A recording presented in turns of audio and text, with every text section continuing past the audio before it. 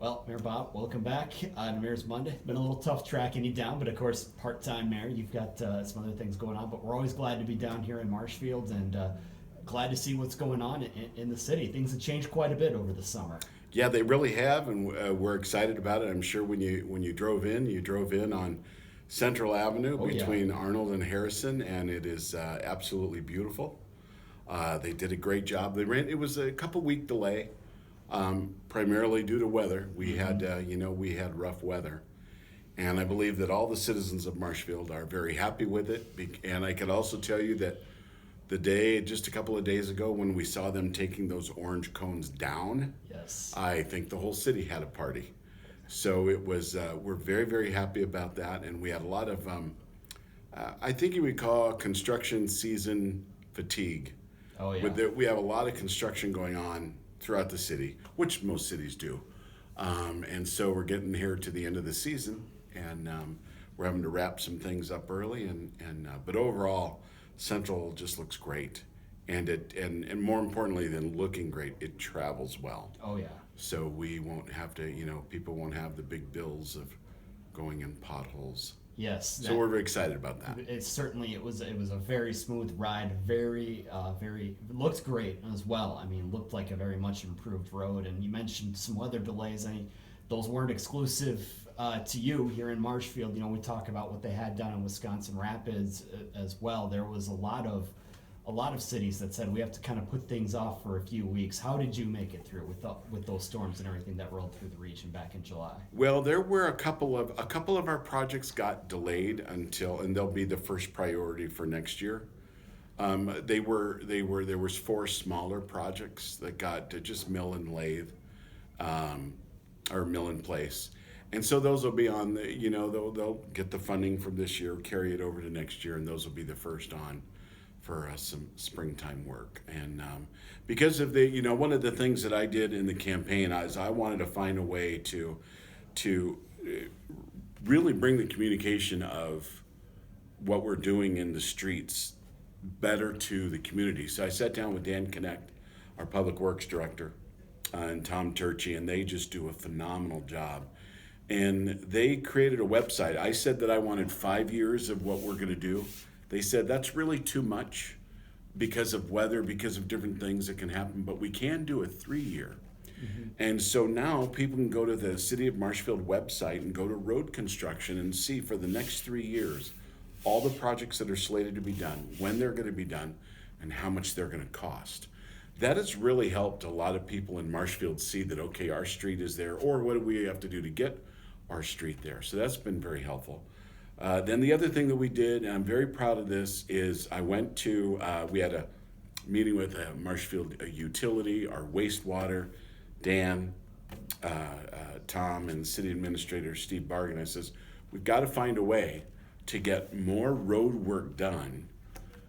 Maybe it's being efficient or whatever. We don't want to spend any necessarily excess money, but can we be efficient? And the initial thing was, no, we're already doing it. And then what was very interesting is a couple of weeks later, I get a call from Wastewater and Dan and saying, we think we found a way. And so they did. Now we're coordinating in conjunction with our wastewater. They have to go out and change, certain heads and mains and things like that. So now we're coordinating some of the road work that we need to do with work that they need to do at the same time, thereby sharing the cost. Mm-hmm. And that efficiency this year, I believe, added another $68,000 of road work at no additional cost, just it became more efficient. So I'm looking at that. If we could do that every year, some years it might be a little bit more, sometimes a little bit less. But just that one thing, $65,000 a year saved, if you will, or an increase in roads. So I'm very excited about our roads. Mother Nature is very difficult on all of our roads here in Wisconsin. No doubt. So I'm excited about that. Yeah, and that kind of takes us into the next topic here, because of course we are coming up to the city budget. It's time. The budgets are being prepared. You're at least talking about it and kicking some ideas around. How is that looking as we look forward to 2020, which sounds like it's a long ways away, but really it's just a few months away.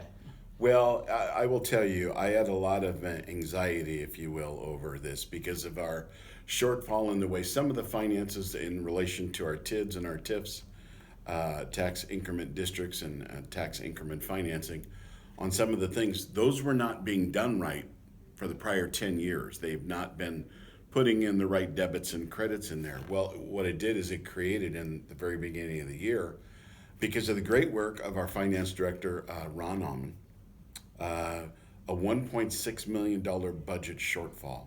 And that is an enormous amount of money to be able to make up that would hit us in this coming budget cycle. So we made good on that $1.6 million. There were some people that thought, why don't you amortize that out over 5 to 6 years? I'm not a big fan of kicking problems down the road to different administrations and carrying, it just doesn't, let's fix it. Let's just get it done. And so we knew that once we got to budget time, it was going to be a big issue. And we were actually, I was scared about what is this going to mean to the taxpayer. And then Ron Allman, finance director, and Steve Barg, and all of the department heads have been working on budgets for the last couple of months, and now it's coming to a head.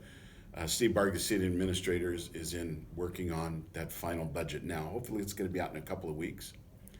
And because of some long-term debt strategies that we chose to do, and we were able to refinance some bonds from 10-year to 20-year, and because rates are so low, we were able to get into some very low interest rates.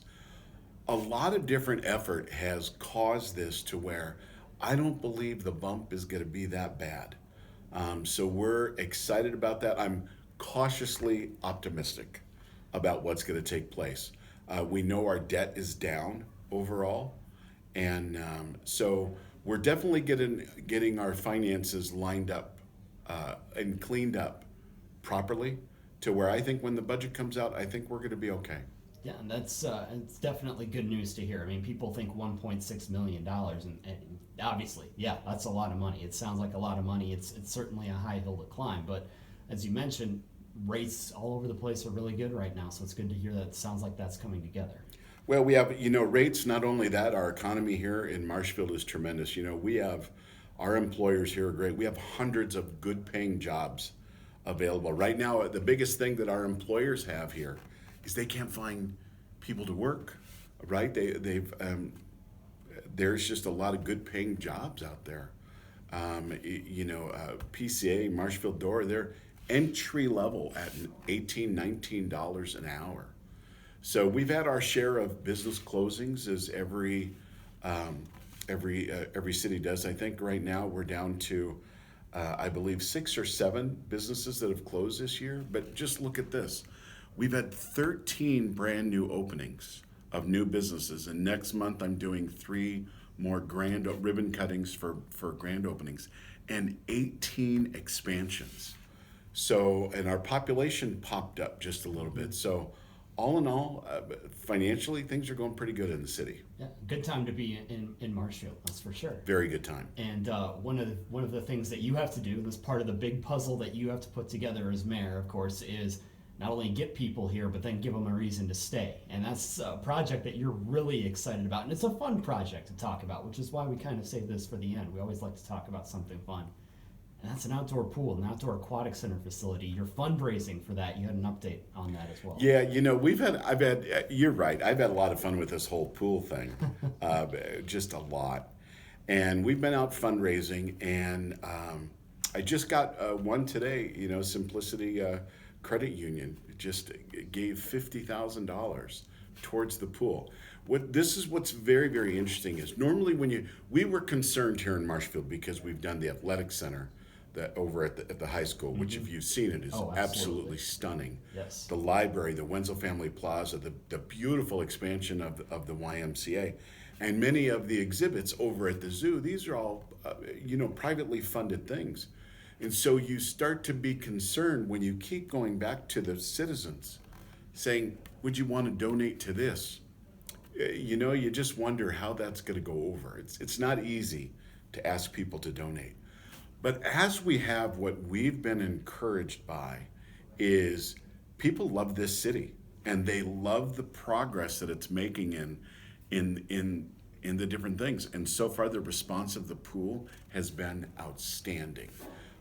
People are, I run into people that still have from 30, 40, 50 years ago their pool passes from Hefco Pool. So it's been very good. We're doing great on the fundraising, and it's a challenge. The city is going to match up to $3 million.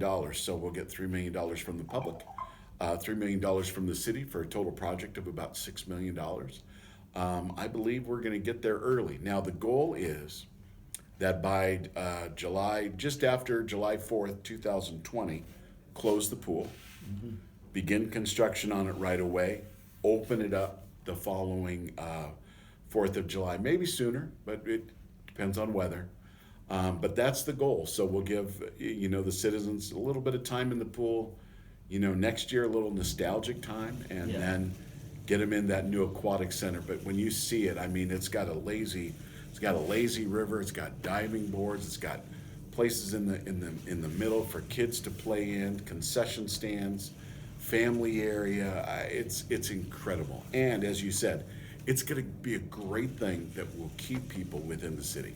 Because obviously you talk about closing the pool, and it's your only such facility here in the city. That means where are people going? They've got to go up to the Wausau area. They might have to go to Wisconsin Rapids once that facility is open there as well. So it'll give people a reason to stick around it, and it'll create maybe some day trips as well, some light tourism in the area. Yeah, that's what we're going to think, because one thing that one question was, do you make it an inside thing for it can be year round? There were people, that was a question, and what we found was, in going out and asking and speaking to a lot of people about this, is people want to be outside. When we're looking at, you can already see the leaves are falling. It's a little bit chillier at night, and we know what's coming in January, February, when it gets really, really cold, and people get kind of bound up in their house. And in the summer, they want to get outside. So the aquatic center is going to be tremendous, and we hope everyone will come and enjoy it. So again, we're looking at the possibility of a grand opening sometime July 4th, 2021. Correct. Is that correct? Correct. All right, we'll certainly be looking forward to that. I'll be looking forward to maybe coming down here and watching you do the first cannonball off the diving You better board. believe it, brother. Come on down. We could do the show there on the diving board. I'm all for that. We'll just get a GoPro for it. Right. I'm sure people would love to see that. Absolutely. Well, Mayor Bob, we always appreciate the time, and again, appreciate the hospitality here at the fine City Hall that is the Marshfield City Hall, which, by the way, coming up on your 1-year anniversary down here as well. Coming up, yeah, we are. And the great thing about that is they did an analysis of our, how much it costs yearly to keep it up. And over at the building across the street was just over $200,000. This one here is about $95,000 a year, so it's huge savings. And you're in a nice office as well. Very nice office. Very accessible. Well, Yep. Again, we appreciate the time. We'll look forward to chatting again sometime before year's end. All right, look forward to it.